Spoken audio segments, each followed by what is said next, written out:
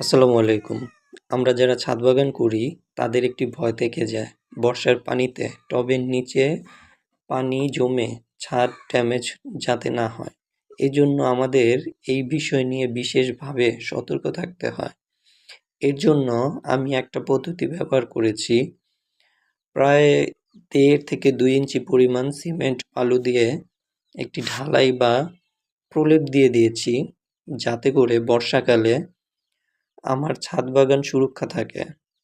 দেখতেই পাচ্ছেন, প্রত্যেকটা আমি যেই সাইডগুলোতে টব রেখেছি প্রত্যেকটা সাইডে আমি এরকম করে ঢালাই দিয়েছি।